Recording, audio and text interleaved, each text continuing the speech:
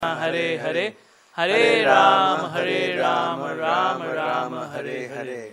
Nama Om Vishnu Padaya Krishna Prishtaya Bhutale Shrimate Bhakti Vedanta Swami Niti Namine Namaste Saraswate Deve Gauravani Pracharine Nirvishesha Shunyavadi Paschatya Deshatarine.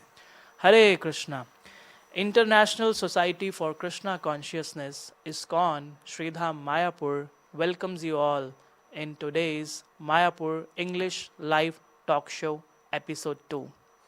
So, today we are very fortunate to have a very senior speaker amongst us who is a very senior devotee in our society, His Grace Janmashtami Prabhu, who joined ISKCON in 1977. For next 14 years, he distributed books all over North America, Srila Prabhupada books. And he served as a Sankirtan leader in 7 temples, then as a national Sankirtan leader for United States from 1988 to 91. He served as the temple president for the Denver temple from 1992 to 1996. In 1997, he moved with his wife, Samkalpa Devi Dasi Mataji, and their 2 sons, Prahlad and Deval Rishi, to Mayapur, where he has been working in educational development ever since. In 1999, the Mayapur GVC gave him a mandate to start the Mayapur Institute, the worldwide renowned institute which teaches Bhakti Shastri, Bhakti Vaibhav, different courses to enhance the spiritual knowledge. So there he served as its director from its inception in 2000 till 2009. So he's now focusing his energies on Vaishnav Seva, care, helping devotees to improve their japa. I'm very fortunate to go along with him for morning japa walks. And he's developing the Prabhupada Network, which is an initiative to help devotees realize Srila Prabhupada as their foundational guru. So the next speaker with us is His Grace Radhika Nagar Prabhu. He met the devotees of Krishna consciousness movement in England while on a journey to India and began practicing Krishna consciousness in 1995. Wow, I was 5 years old at that time. So he joined the Scottish Yatra to become a brahmachari in 1996 and served there as a Sankirtan leader and a member of the board of directors of ISKCON Scotland. The Scottish Yatra was one of the leading temples in book distribution around the world. In 2008, he moved to Mayapur, where he has been teaching and coordinating Bhakti Shastri, Bhakti Vaibhav and Bhakti Vedanta courses at the Mayapur Institute. He was a member of the Mayapur Institute Board of Directors until 2020. Before COVID, he spent 5 months a year traveling and preaching in Europe and the Middle East. He is trained as a professional life coach. So he directs the Spanish branch of the Mayapur TV since its inception in 2021. So we are assembled tonight to have a talk on a very interesting topic, transformational impact of Sastric studies. So I would like to offer a contact number where our audience can put their live questions. The number which is broadcast on your screens, 8293 623638. So this is an Indian number. So those who are watching us from outside India, they can put +91 before the number. And you can drop your questions in the YouTube and Facebook comment box also. So usually I would like to know their spiritual journey and how they came to Krishna consciousness. But today's topic is transformational journey. So our initial questions will bring up the introduction, like how our speakers got connected with the Krishna consciousness. So can we start, Janmashtami Prabhu? Okay. I guess we didn't eliminate the first question. So Yeah, I got a book 4 years before I joined in the Montreal bus station. I was, as most of the youth at that time, I was, I was 23 and part of the hippie culture.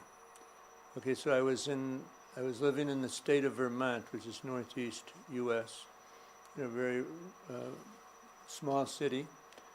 And I went to Montreal to enjoy with my hippie wife on the weekend.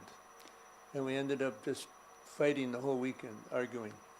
So then went to the bus station, and there was this, she looked like a descended demigoddess, distributing books. And she approached me to sell me a Bhagavad Gita, and part of the hippie culture was try to get everything for free, so I tried to talk her into giving it to me for free. And she said, no, I can't do that, but I'll give you this. So she gave me Raja Vidya, on one condition, that you promise to read it. So this is really a powerful entry that I had into Krishna consciousness. So on the bus back to Burlington, Vermont, which is I think it was about a 3.5-hour bus ride. And I read the whole book, and my word, it was like amazing, the impact it had on my consciousness. I felt like the bus just started leaving the pavement and floating in the air. It was so powerful. And what I noticed in the next, kind of retrospectively, in the next 4 years, I moved closer and closer to the qualification to actually take up Krishna consciousness. And in the year prior to joining, I started, and I lived in then I moved out of the small city, Burlington, into a very small rural area, very low population. There were no temples anywhere near. So, at any rate, I started praying on a daily basis to God to direct me to my guru, like unusual. I had some experience with one mystic yogi, and at any rate, then all these incredible things started happening in my life. My hippie wife left, broke my heart. I called the assistant of the yogi to give me some help, because I was so disturbed. And so then the assistant, this is a yogi, Yogi Amrit Desai, that he had actually darshan of Srila Prabhupada. Hari Sari arranged that darshan.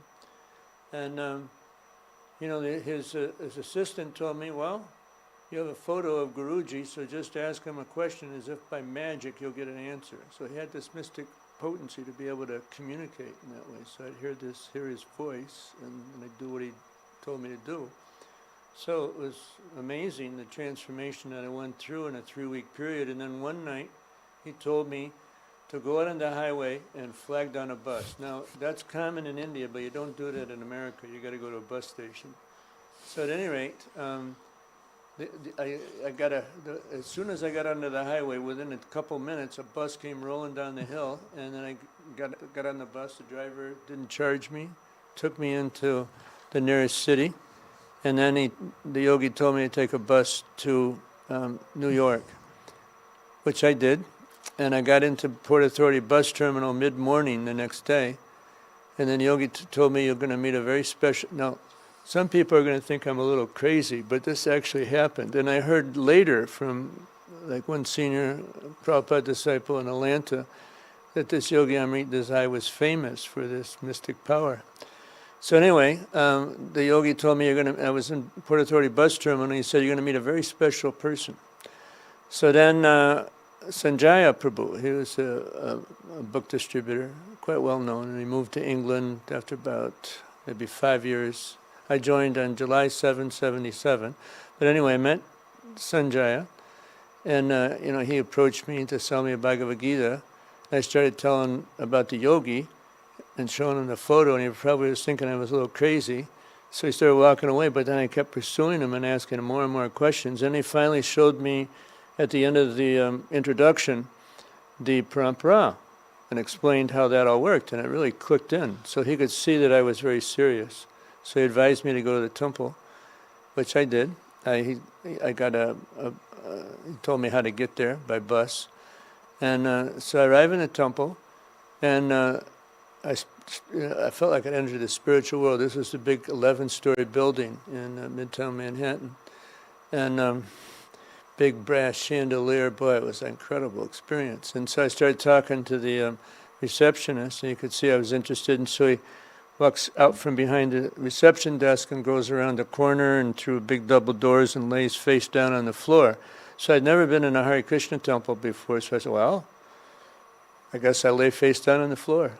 And so that's what I did. And there's a huge, very powerful voice said, "You fool, where have you been for the last 10 years?"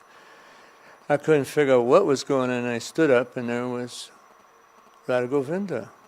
You know, so it sounds a little crazy, but this is many hippies joined with similar conditions in those days.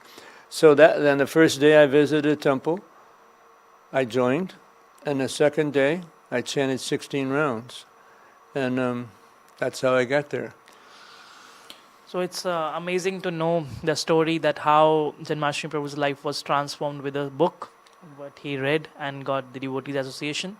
So I move ahead to Radhika Nagar Prabhu, the transformation which happened in the life of Janmashtami Prabhu in 1977. The similar kind of transformation happened with you in 96 something, and you joined the yatra.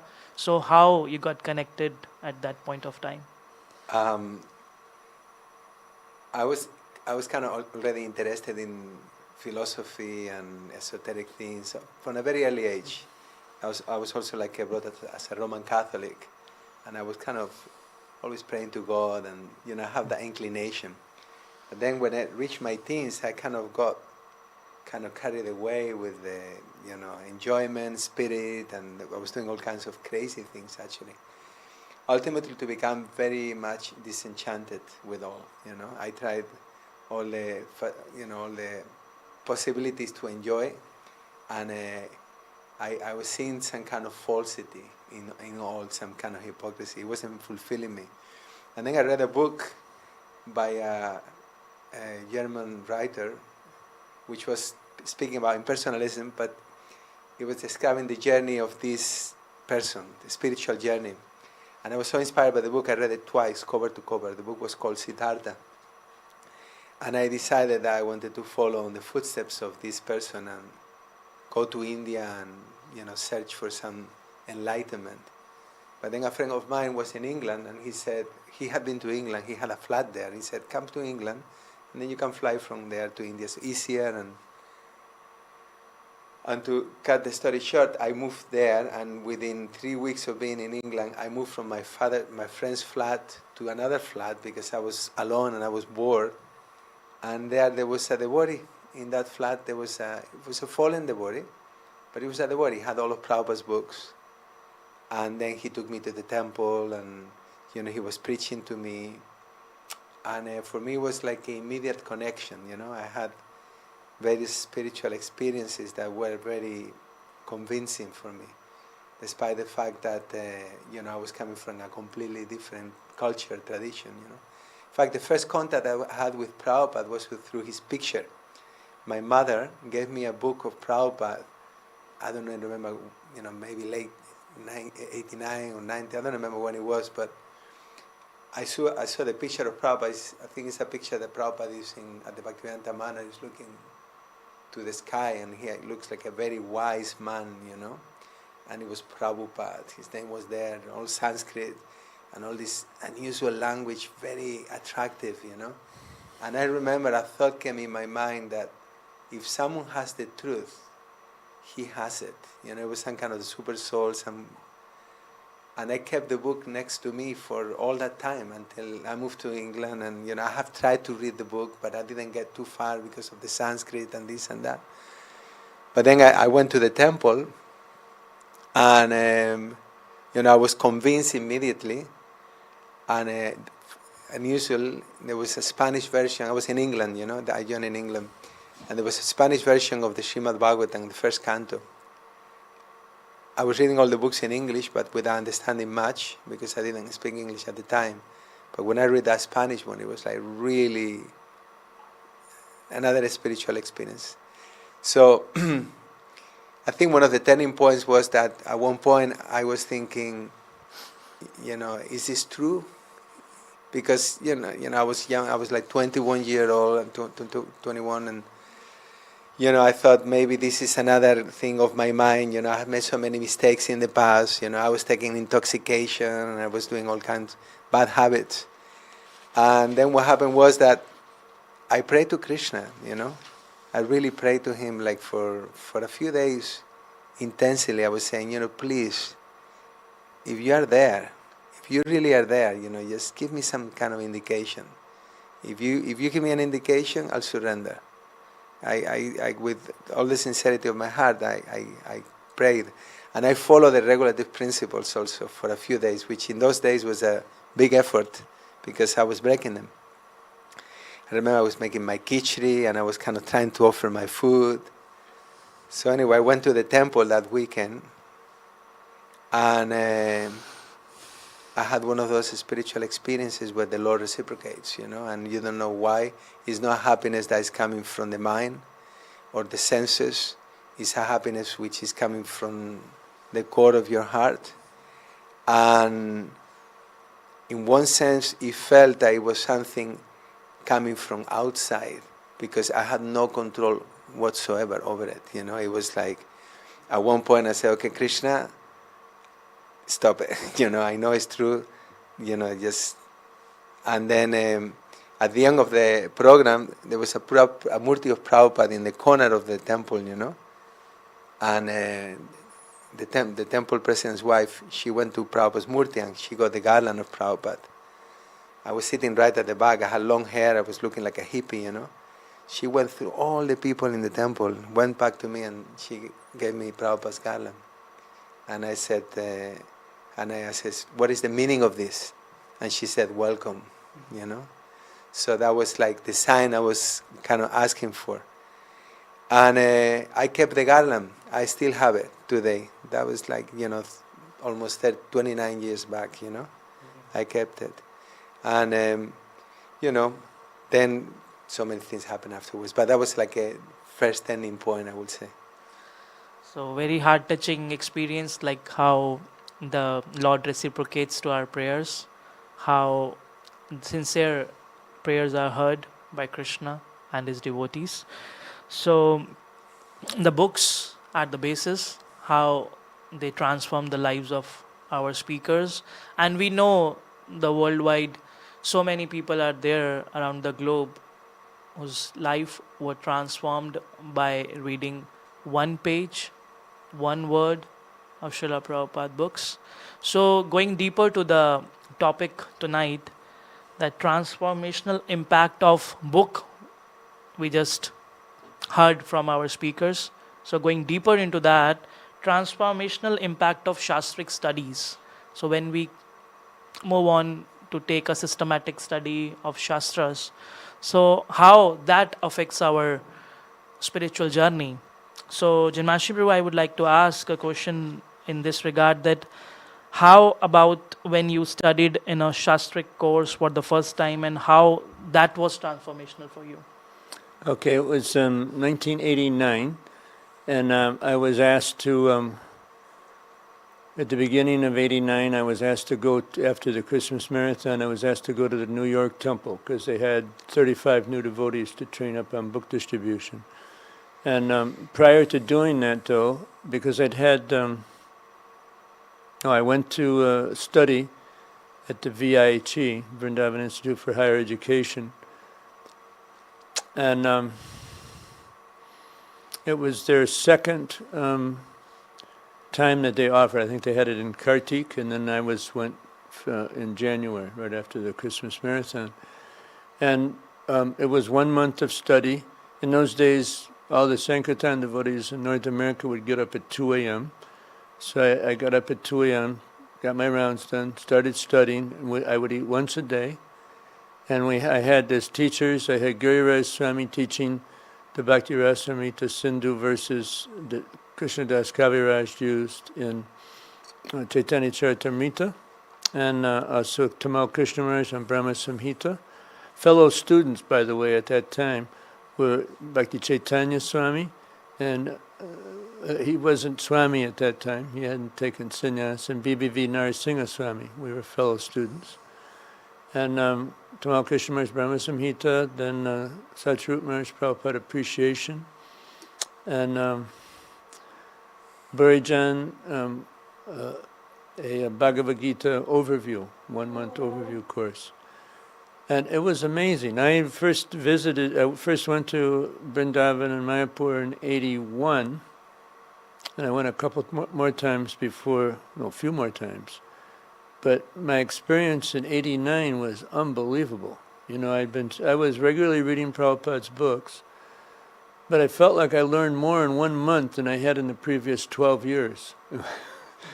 And another thing that was really phenomenal was that the Dham really came alive for me. I felt so much the spiritual potency of the Dham.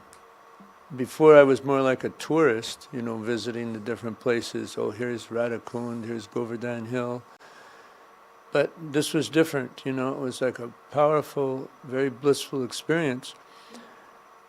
But what was even more amazing, you know, and I learned so much, and then when I got back to America, you know, the way I was a Sankirtan leader is I would distribute a lot of books, you know. Usually I would distribute more books than anybody else in the party, not, you know, individuals, and that would be a source of inspiration for them. So when I got back to America, what was phenomenal was that my book distribution results went up about 35-40%. So it was like, wow. Naturally, I went back the next year, and then I actually started going twice a year, doing Kartik and Anasa the Gorpanim. But when I got back to America, you know, it was amazing what took place with the New York temple. The temple was about ready to be closed for failure to pay their taxes, light bill, sewage bill, water bill. And we had a Christmas marathon just prior, 10 days, just before Christmas. And we distributed, just by distributing books, collected a profit of over $40,000 that saved the temple and kept it going. But it was the biggest marathon that had taken place in the United States for, well, practically, you know, 8 to 9 years, something like that. And devotees were like pretty amazed, and I was too. But I look at it as kind of the Shakti that came about through Sastric study. Not only did my own results increase, but it empowered me to inspire other devotees to really become enthusiastic. So, 2 things. You know, the Dham came alive for me. I got so much more realization of you know, it being a transcendental, completely transcendental experience for me. And then my service increased tremendously after that. So, and that kind of followed me through the years, you know. When I became temple president, I made a agreement with Badrinarayan, now he's Badrinarayan Swami. He was the GBC, and I made a deal with him that every year I would go for Kartik and Vrindavan and study. And so it kept me going, you know, like in a really powerful way. And GBC was very satisfied with the results. We were number 2 in North America in book distribution, just behind LA. They had many more devotees going out. We were number 1 in the Srila Prabhupada Centennial Campaign. And that was my last service, to arrange for that. So not to pat myself on the back, but I'm patting the books on the back, you know, because that's what made it happen. You know, that was the empowerment that it came from, and remarkable. And I think others have also experienced this. It's just an amazing experience where Prabhupada just nimitta matram bhavasavya sachana, you can become the instrument of the Lord and the acharyas by the deep study. But you see, the other thing, because I was reading, but I was reading on my own, but in the association of devotees, it becomes much more potent, particularly when they're advanced devotees. You get purified of the anarthas, and you can begin to realize Krishna and his personal features. So thank you very much, Janmashtami Prabhu, and it is very eye-opening for me to hear that what you said, that after 12 years of studying Srila Prabhupada books, that effect was like, nullified by just 1 month of a systematic study when you were studying that Srila Prabhupada books in a systematic manner. So that's very eye-opener for me that I should also grab some Yep. similar kind of thing to relish the transformation that you are sharing with all of us. That was part of the inspiration to start the Mayapur Institute, my experience there, and how powerful it was, how much it helped me, and so it's helped so many devotees study. So, and our live viewers are asking the questions, so I'll go towards Radhika Nagar Prabhu, extending the what Janmashtami Prabhu said. So one Mataji from London, Ananga Kishori Mataji, she's asking that, as Janmashtami Prabhu said, that studying the scriptures, it increases the service, attitude, and determination. So she's asking that how to increase our determination to follow the path of Mahajans as mentioned in the scriptures. To me. Yeah. Okay. So, our determination is very much, is proportionate to our conviction, our faith. And our faith is reaffirmed or reinforced when we are hearing from the great devotees. We're hearing the realizations. We can associate, when we're reading Prabhupada's books, we're not only associating with Srila Prabhupada, but we're associating with Srimad Bhagavatam, which is Krishna himself, with Bhagavad Gita, which is Krishna's words, Krishna, Arjuna, Parikshit Maharaj, Narada Muni, Lord Kapila, Maitreya, all these great personalities that are convinced.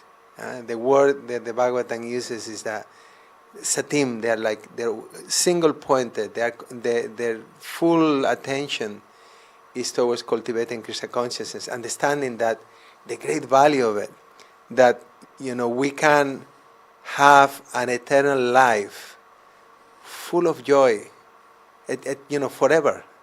It's almost hard to comprehend how we can be happy forever, full of knowledge, full of bliss. And all we need to do is to embrace the process and practice it with great care. So the ability to perform the process nicely, with conviction and with understanding, comes from studying and associating with the great Vaishnavas. So I find that reading Prabhupada's books on a regular basis, in particular with devotees, is essential. And the problem that I find, and is a problem that many people find, is that we don't have time to read. There are so many occupations, so many things to do.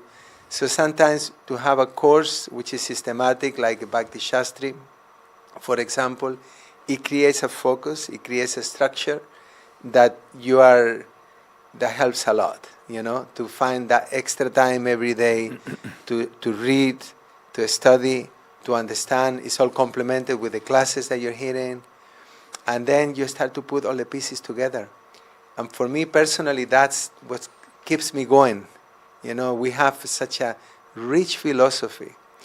And even if we are not philosophically inclined, it's such a kind of pleasure to hear it. Some people, they say, well, I don't understand it, but just to be in touch with that spiritual sound vibration is very pleasurable to the heart.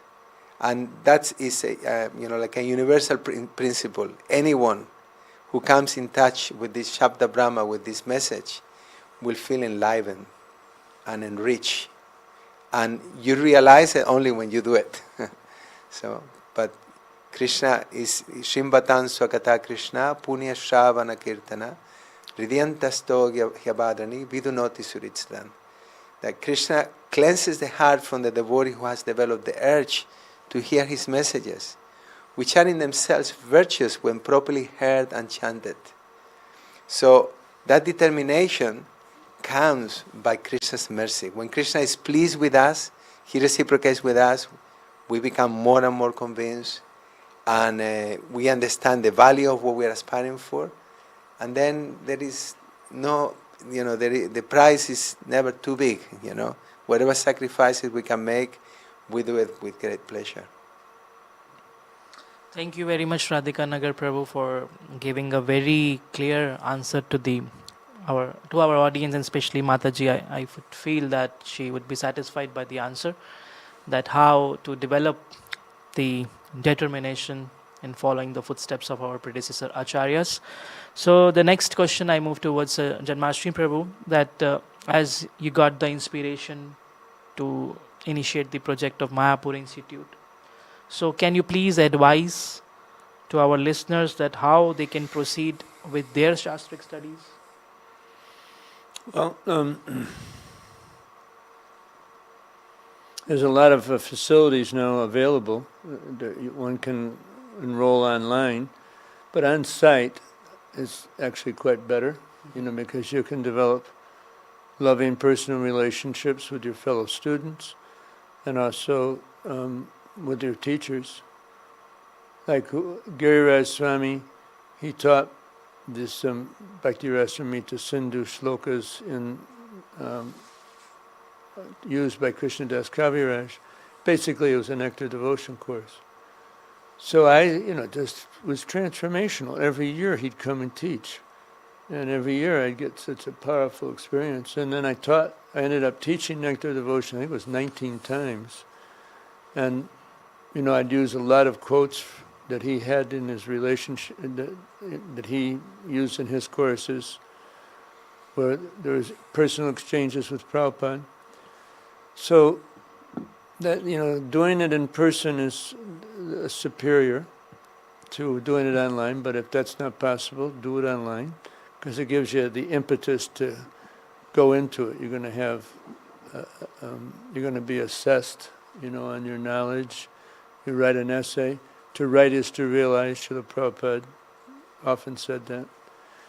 So, but when you do it, just give it full on, all of your energy. And it's really good to do in the Bhakti Shastri course, or Bhakti Vaibhava, there's what's called the Purva Svajaya. It's a preliminary self-study.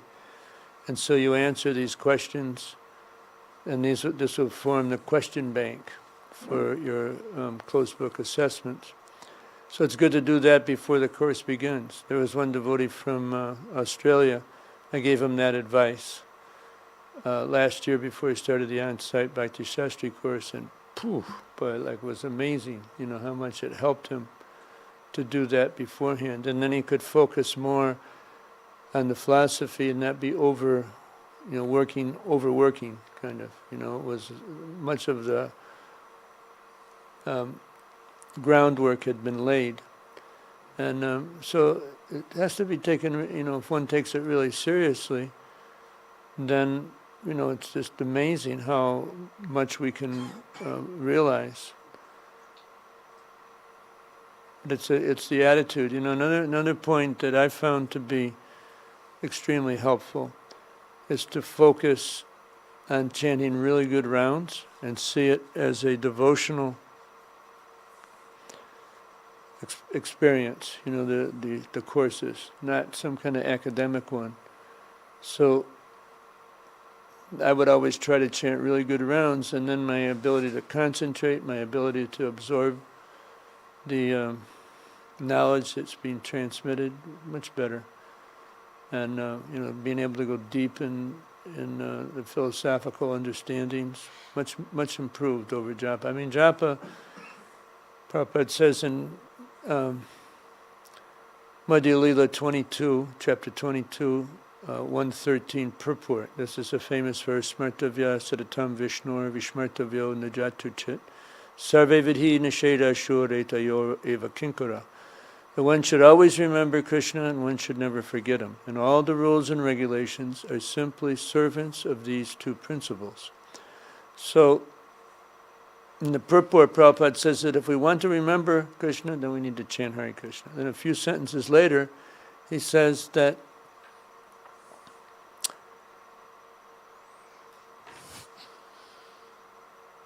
of all the instructions of the spiritual master, the chanting of 16 rounds is the most essential. So it's our most important service, and if we have that as a foundation, any service we do will be much more Krishna conscious and more empowered. So that's the foundation for everything. But by studying, it gives us the understandings that make it possible to come up to Namabhas, or Sudanam, I'm sorry. So that's an important element of our japa, is to have the Sastric study. Sambandha. Bhaktivinoda Thakur says that in Harinam Chintamani that the primary responsibility of the Diksha Guru is to equip his disciple with Sambandha Gyan. And this is what comes about through studying. We understand our relationship with Krishna, with the material energy, Krishna's relationship with the material energy, and then we can just be much more Krishna conscious. So thank you, Janmashtami Prabhu. And it recalls me that how when we study in school, in college, then such kind of good relationship with our friends, our co-members in the classroom, our teachers. So similarly, that platform is available in our International Society for Krishna Consciousness, where we can assemble together, study together, understand the scriptures very well. So this is a very wonderful opportunity for all of us to have a systematic study for scriptures and to imbibe in our hearts the transformation. So there are some other questions also coming up with this with the live viewers. So Radhika Nagar Prabhu, Sonu Jatav from Delhi Cant is asking that what is the position of Sadashiv in the extension chart of Krishna? So it seems like little towards another side, but Very technical. Well, it's Sadashiva is like is Krishna himself, but is one of the most difficult tattvas there is, the Shiva tattva, and is ascribed, and Janmashtami may correct me if I'm wrong, that when Lord Vishnu actually he glances over the material energy, that sight, that's Shambhu, that's Lord Shiva. So when the Lord comes in touch with the material energy, that's Lord Shiva. okay. So thank you, Radhika Nagar Prabhu. So we can move forward to our transformational impact of systematic Shastric studies. So Janmashtami Prabhu, this when we talk about reading Srila Prabhupada books, so can you please distinguish between reading and studying?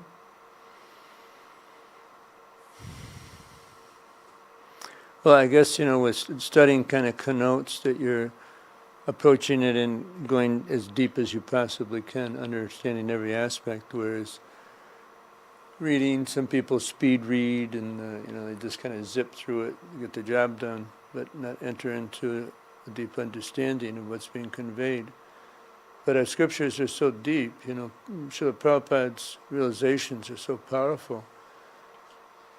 Prabhupada would say that the purports contain his personal ecstasies. So if we approach it in a very devotional mood, with study his books in a devotional mood, then those ecstasies we can experience to some extent, and the realizations will become much deeper.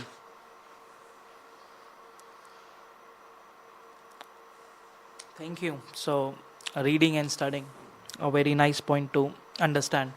So I'll go towards Radhika Nagar Prabhu, that you were coordinating this Bhakti Shastri Vaibhav courses for a long time. So you meet many students. So can you please share some experiences, some transformational experiences of the students? I have. I first came to. I took my Bhakti Shastri in Vrindavan actually, and then I came to Mayapur and I did the Bhakti by Baba in Mayapur, back to one after another. And I do recall the closing ceremonies for both. And at the beginning of the Bhakti Shastri, there was the usual thing that the teachers were telling us, you're going to have an amazing, life-changing experience. It's going to be the best thing that you've done in your whole life. And I was listening to this and I was thinking, yeah, right, who knows, let's see. But the fact was that it was a life-changing experience, not only for me, but for all other devotees. And ever since, every year that we had the closing ceremony, we had devotees coming from all over the world. And we're talking not of, hundreds of devotees, we're talking of thousands, over all these years. And so many, as I say, all young, women, men, all kinds of devotees from all kinds of backgrounds. They all had a life-changing experience. And this is what's meant to happen. One thing that somehow it appears to elude us is what is the essence of Krishna consciousness. And the essence of Krishna consciousness is to become absorbed in Krishna's message, in Krishna's pastimes, Krishna's activities, Krishna's names. That's the goal, to become absorbed, to develop a taste for hearing. Our advancement in Krishna consciousness can be determined by how much are we eager to hear the message. And when we come in touch with that message and it touches the heart, that brings a happiness that cannot be compared to anything else that we have experienced before. So when you come together in the association of the devotees, you are with, particularly if you come to a place like Mayapur or Vrindavan to do the study, where you are, protected, or you are, Maya is definitely not as prominent as it is in the West or in your local place where you're living. But wherever you are, even if you are doing it from home, but if you dedicate some time on a weekly basis or on a daily basis to sit down in the association of the devotees, to hear Krishna's message, your life will be transformed 100%. Guaranteed. I've seen it, it's proven. The process works. And the whole purpose of the Bhakti Shastri is to realize this. Because when you realize it, you actually becomes a habit, becomes something that you want to do in your life. And what is this? Sit down with the devotees, hear the scriptures, hear about Krishna's pastimes. Just let the sound vibration enter into your heart and purify our consciousness. It's a very beautiful prayer that Prithu Maharaj offers to the Lord. And he's saying that, I don't want any kind of benediction. I don't want even the benediction of, merging into Brahman, attaining liberation, freedom from suffering. He said, I only want to have like millions of ears so that I can hear your pastimes. He said, when we hear the pastimes, your pastimes, particularly when we hear the pastimes that come from the mouth of the pure devotees, they carry the saffron particles that decorate Krishna's lotus feet. And again, when that touches the heart, it brings happiness, it brings joy. What is the problem? We're experiencing a problem, the problem of the conditioned soul in the material world. We feel alienated, we feel like fish out of water, no matter what we do. No matter how much we try, in different ways we try to, find peace, gratify our senses, and it only burns our hearts. Sooner or later, we'll be disappointed with the material energy. But hearing about Krishna is always satisfying, right from the beginning. You don't need to be an advanced devotee to taste it, and that's how many of us came to the movement, because we heard the message and it transformed our hearts. And that transformation of the heart is the purpose of human life, actually. Thank you, Radhika Nagar Prabhu, for touching this point that how this life transforms by associating with devotees, reading Srila Prabhupada books, and seeing those examples who have transformed their lives. So, Janmashtami Prabhu, coming towards you, you are teaching since from past so many decades. So, can you share some recent experience that, for the student to whom you taught several years ago and you met him now, or something, some experience, his transformation? Well, one transformational experience I've gone through is that after many years I'm rereading the Srila Prabhupada Lilamrita.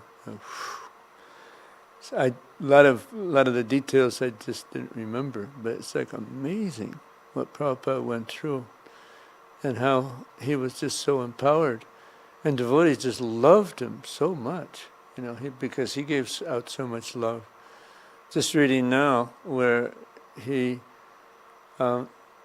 has just left to go back to India because he had a heart attack, his third heart attack in America. And devotees are just, oh, Prabhupada, please. They were thinking he may never come back. So wow, it just increased the intensity of their love so much. And then Prabhupada, he wanted to come back as soon as possible once he healed a little bit. But I think that's one thing that we can, I think this will enhance Sastric study quite a bit, for devotees to go deeper and deeper into understanding the amazing gifts that Prabhupada had given us. And one of his primary gifts was his books. He just is beyond what a human being could do, what he did. Circumambulated the globe 14 times in 12 years, opened over 100 temples, built, arranged for the building of these temples, and over 6,000, I think it was 6,500 letters, and there's more letters that are coming into the BBT archives. It's probably around 7,000 letters, because that's how he was initially communicating, because he was traveling quite a bit, but he kept personal relationships with so many of his disciples. So I think that's another important foundation, the japa, and then also deepening our relationship with Srila Prabhupada. See that, if we understand the miracle that he performed, way beyond anybody's conception of what could take place. And, there's predictions, like in the Brahma Vaivarta Purana. This was before the onset of Kali Yuga. Ganga Devi went to Krishna in a high level of anxiety, anticipating what may take place in Kali Yuga. She said, Krishna, please, I'm so apprehensive about all these sinful people in Kali Yuga bathing in my waters. How am I possibly going to process all these sinful reactions? And then Krishna responded, don't worry, my mantra upashaka, worshipper of the holy name, will appear in 5,000 years and spread Krishna consciousness all over the world. He'll turn many people into pure devotees. They'll come and bathe in your waters, and you'll be freed of sinful reactions. And Prabhupada's a person. Some scholars say, no, it's Lord Chaitanya. Lord Chaitanya empowered Srila Prabhupada to go all over the world. And then just 10 years before Prabhupada appeared, Bhaktivinoda Thakur wrote in the Sajjanatoshini, that soon a great personality will come and spread Krishna consciousness all over the world. And Bhaktisiddhanta Saraswati Thakur knew that he was the man too. He said when they opened a temple, Prabhupada arranged for the funding in Mumbai, and one of the sannyasis that had brought Prabhupada in came to Srila Bhaktisiddhanta Saraswati Thakur and asked him if it would be all right with him if Abhay Charan, Bhaktivedanta, could become the temple president. And Bhaktisiddhanta said, no, leave him alone. In due course of time, he will do everything. So he knew. And there's some other predictions, I won't go into it because of limited time. Prabhupada, at the time of his birth, the astrologer predicted all this. It's a very, very elevated personnel. We have to understand that. If we understand it, then we'll take much more seriously our Sastric study, who we're associating with. And this is his Vani. This is how we can actually develop a deep, loving relationship with Srila Prabhupada. You know, the ecstasy will just flow. You know, these are Prabhupada's personal ecstasies. And he did this in the middle of the night. You know, he's writing, you know, at an advanced age. And traveling all over the world, helping so many devotees, so many meetings, so many classes, so many letters. But then he would get up and do this because it was what his guru wanted. He had this vyavashyatmika buddhi, this focused, single-minded intelligence. He gave his heart to Srila Bhaktisiddhanta Saraswati Thakur's order. So if we realize that, then it will be more meaningful for us when we realize the incredible stature that Srila Prabhupada has. So, very amazing experience to hear. So, thank you for sharing about Srila Prabhupada. So, coming to Radhika Nagar Prabhu, that in these courses, when we talk about in the Shastric systematic studies, so is these kind of systematic studies train the student that he should continue his studies after the course finishes, or it's like limited to that period only? Well, I always say that the success of the course will be if the devotee at the end of the course wants to continue, no? Because the diploma is important because Prabhupada established these courses and he wanted the devotees to have Bhakti Shasti, Bhakti Vaibhava, etc. But the real test is how much we have developed a desire to hear and to study. So the opportunity is there. And the proof that it works is that most of the devotees, they want to continue. But unfortunately, not everyone can come to Mayapur for 3.5 months, you know.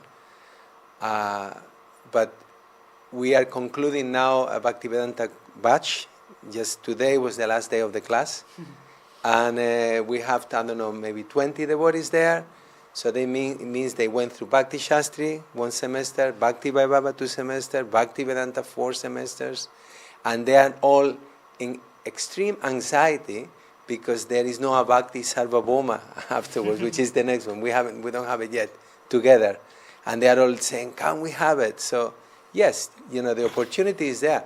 But doesn't mean that if you just do the Bhakti Shastri, it will give you a foundation for the rest of your life. Even if you just do that, it's a one thing that you can do at least, you know, for one period in your life. You can be absorbed in studying Prabhupada's books, and the effect will be amazing.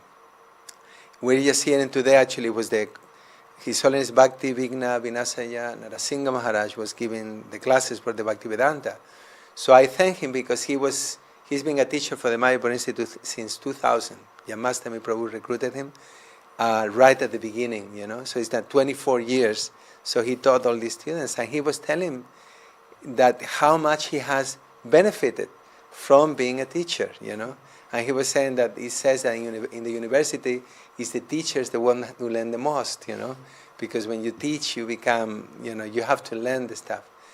So my point is that the beauty of Prabhupada's books, the beauty of these teachings, is that Krishna is directly speaking to us. No matter what level you're in, you can be a sannyasi, a guru, you can be a housewife.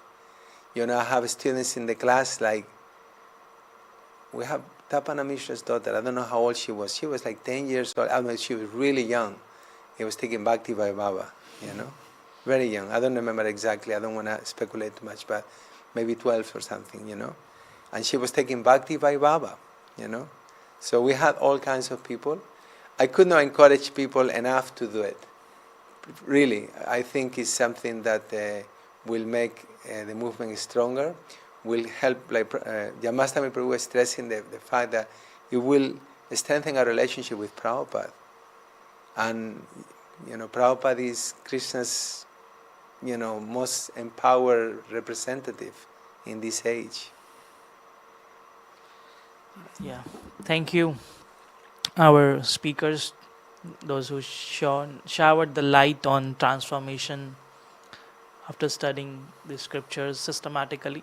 So I would like to request His Grace Janmashtami Prabhu to please conclude today's talk show by just few words to invite our audience to study these scriptures, to come to Mayapur, to learn the science of Krishna consciousness.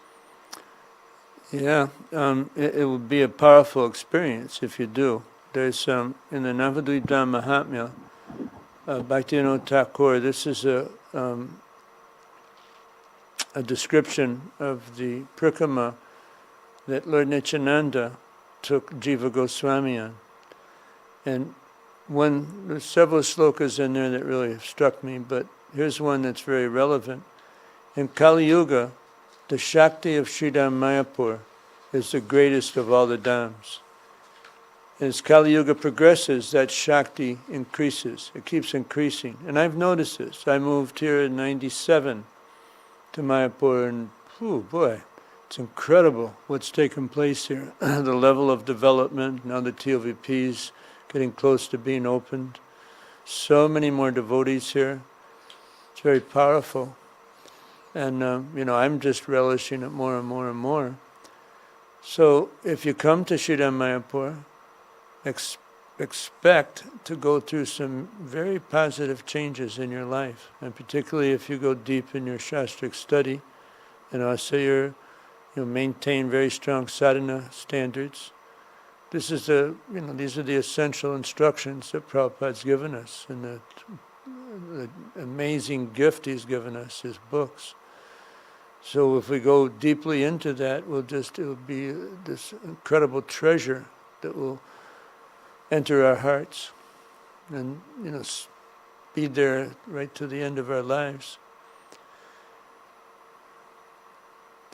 So I'm just planning to, there's some, on the boundary wall of the TOVP, last Gurpurnim festival, there were all these quotes from Prabhupada on signboards. And there was one, living in Sridham Mayapur means you're living in the spiritual world, and dying in Sridham Mayapur means you go to the spiritual world. So I'm staying here till the end.